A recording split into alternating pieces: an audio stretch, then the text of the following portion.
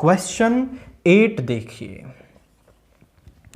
2 dice are rolled together. The probability of getting the sum of the two numbers to be more than 10 is.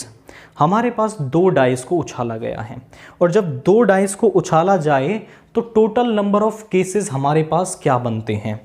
2 dice are rolled together, 2 dice are rolled together, then total number of cases are, then total cases are,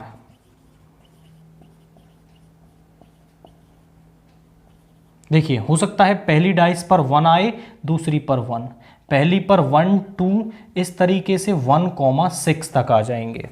1,1 1,2 हम दूसरी dice की position बदल रहे हैं। अब इस पर 2 आए, इस पर 1, इस पर 2, इस पर 2 और यहाँ इस तरीके से ये 2,6 तक हो सकता है। ऐसे ही सिमिलर 3,1 से 3,6 तक हो सकता है। ऐसे ही 4,1 से 4,6 तक हो सकता है। 5,1 से 5,6 तक हो सकता है। 6,1 से 6,6 तक हो सकता है।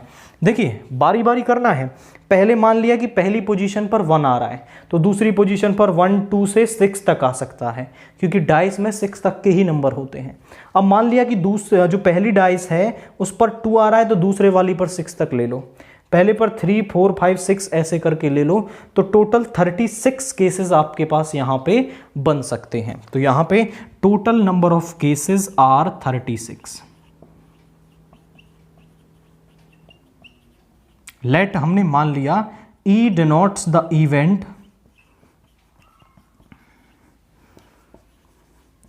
of getting sum of more than 10, कि 10 से बड़ा सम हमें मिले। तो फेवरेबल केसेस क्या हो जाएंगे आप समझें। फेवरेबल केसेस हम यहाँ पे लिखें कि जिनका सम 10 से बड़ा आएगा। देखिए यहाँ पे आ रहा है 1,6, जिसका सम जो है वो 7 आ रहा है, यहाँ नहीं हो सकता, इसमें किसी का भी नहीं होगा। 2,6 सबसे बड़ा सम मिलेगा 8, यहाँ नहीं हो सकता। 3,6 सबसे बड़ा सम मिलेगा 9, नहीं हो सकता। 4,6 तक नहीं हो सकता, यहाँ 10 है, हमें 10 से ज़्यादा चाहिए। तो यहाँ 5,1 का नहीं होगा, 5,2 5,3 5,4 और 5,5 का भी सम 10 होगा, उसे हम नहीं लेंगे। लेकिन 5,6 का जो सम है वो 11 हो जाएगा, वो यहाँ पर आएगा। 6,4 नहीं लेंगे, 6,5 एंड 6,6। तो टोटल 36 केसेस में से केवल आपके 3 केसेस ऐसे हैं जिनका की जो सम है वो मोर देन 10 आ रहा है। तो मोर देन 10 सम आ रहा है तो हम प्रोबेबिलिटी निकाल देते हैं इस इवेंट ई की।